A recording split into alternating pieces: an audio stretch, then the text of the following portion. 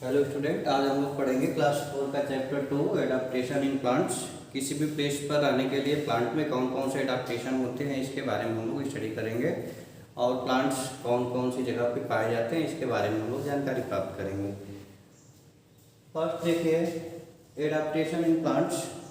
Plants differ greatly in their habitats. They can be divided into two types of the basis terrestrial plant and aquatic plants. Plants को हम लोग two part में divide कर सकते हैं उनके habitat के आधार पर। दो तरह के कौन कौन से होते हैं, एक तो होता है टेरेस्ट्रियल प्लांट और दूसरा होता है एक्वेटिक प्लांट। टेरेस्ट्रियल प्लांट किसको कहेंगे?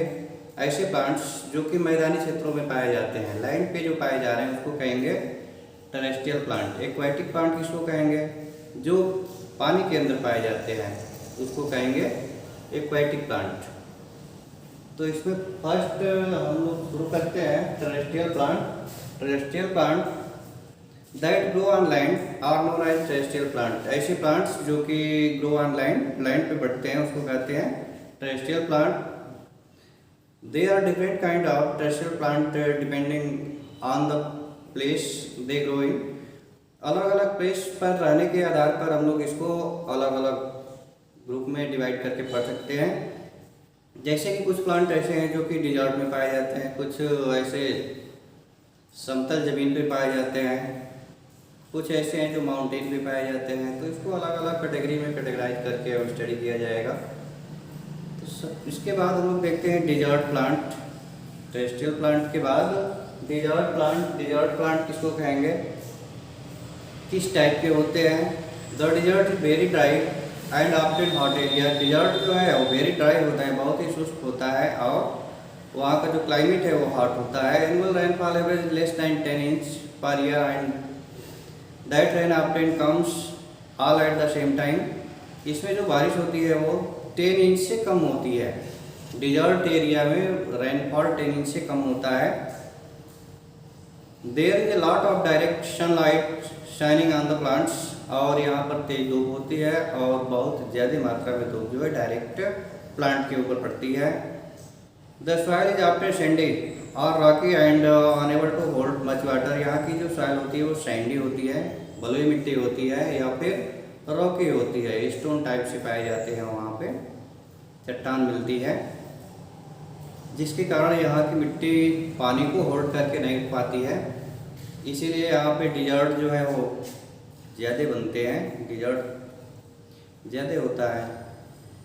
यहाँ पे पाए जाने वाले प्लांट्स कैक्टस, डेट पाल्म और यहाँ के प्लांट की एक और विशेषता होती है कांटेदार पौधे पाए जाते हैं यहाँ पे। Next mountainous plant. माउंटेन पर पाए जाने वाले plants.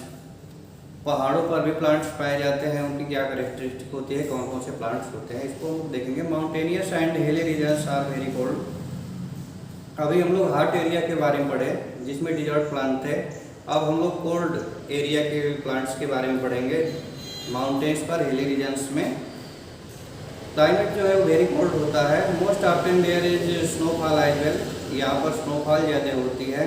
The tree growing in the region are adopted to withstand cold conditions. और यहाँ के जो प्लांट्स है वो अपने आप को अडॉप्ट कर लिए हैं, कोल्ड क्लाइमेट में रहने के लिए अपने आप को अडॉप्ट कर लिए हैं।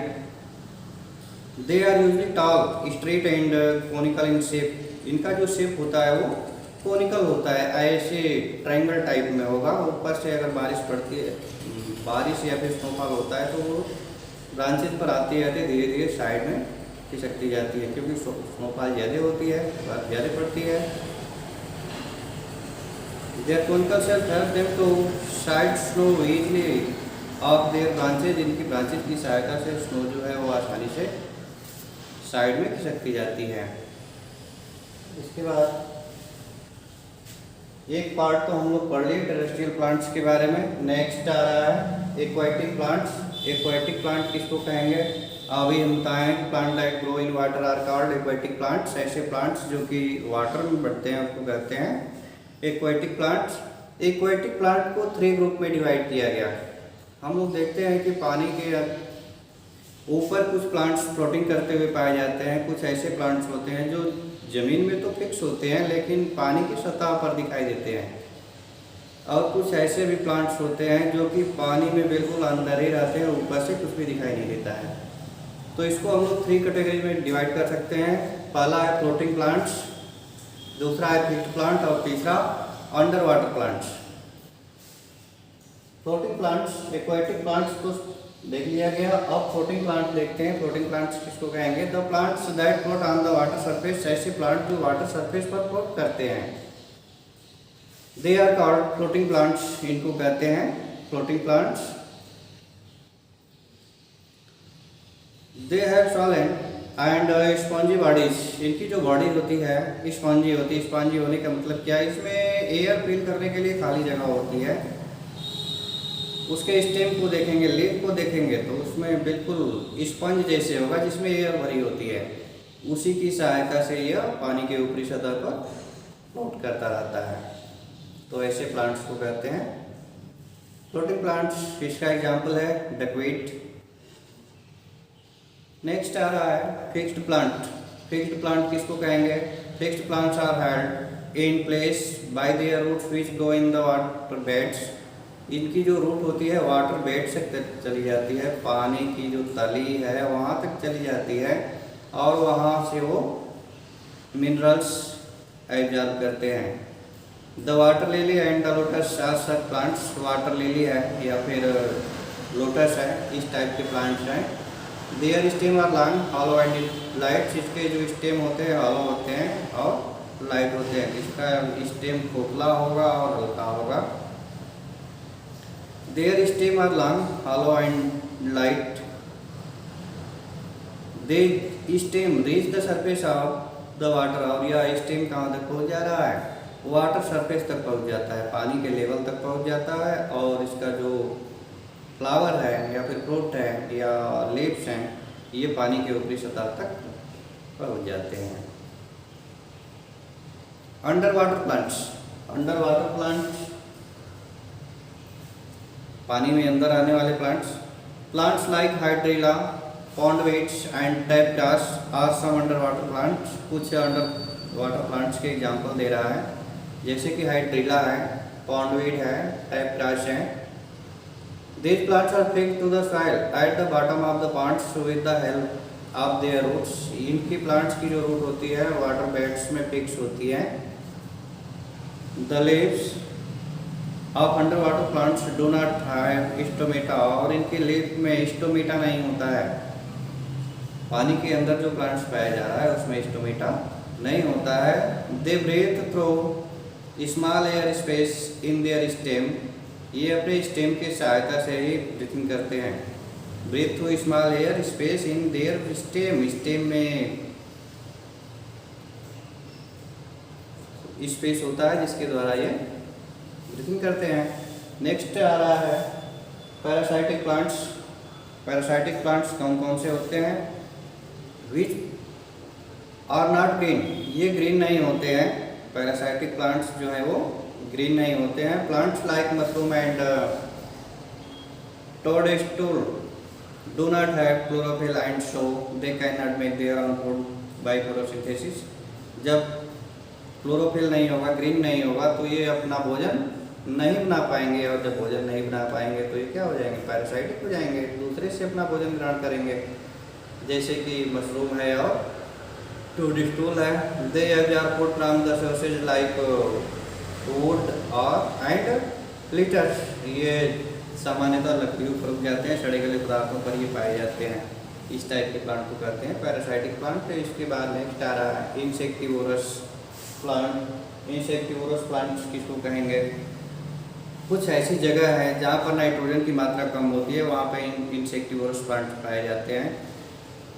Most insectivorous plants like Venus fly trap, sundew and pitcher plants eat flying. कुछ ऐसे भी प्लांट हैं जैसे कि विनस फ्लाई ट्रैप है, सनडेव है और पिचर प्लांट्स हैं। ईट फ्लाइंग इंसेक्ट।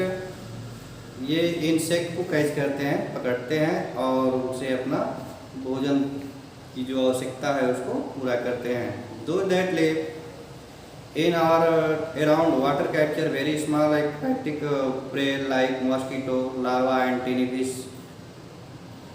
इसके अंदर एक ऐसा स्ट्रक्चर होता है जो कि छोटे छोटे कीड़े मकोड़ों को अपनी तरफ आकर्षित करता है, जैसे कि मॉस्किटो हो गया, लार्वा हो गया, या फिर टीनी फिश जो छोटी मछलियाँ हो गई बिल्कुल छोटे, उनको ये अट्रैक्ट करता है। This plants grow in soil that is poor in nitrogen, और ये ऐसी एरिया में पाया जाता है जहाँ पर कि नाइट्रोजन जो है पुअर होती है, बहुत कम मात्रा में पाई जाती है। Feature plants use image and smell method to attract insect. कैसे अट्रैक्ट करते हैं? या तो ये अपने कलर के हिसाब से, फ्लावर्स या जो भी कलर है उसके हिसाब से अट्रैक्ट करते हैं, या फिर स्मेल इसमें से ऐसी निकलती है कि इंसेक्ट अट्रैक्ट होकर के आ जाता है। An insect is attracted by the smell of nectar and falls into the plant's cavity, और इनकी जो कैविटी होती है प्लांट की उसके अंदर वो चला जाता है और ऊपर से उसका जो कवर है वो क्लोज हो जाता है। Inside the cavity an insect is confronted by a waxy wall and a pool of water। जब अंदर चला जाता है तो उसमें वैक्स जैसा कोई केमिकल होता है जिसके अंदर वो चिपक जाता है और ऊपर से क्लोज होने के कारण वो उसमें समाप्त हो जाता है। ये चैप्टर आप लोगों का कंप्लीट हो गया।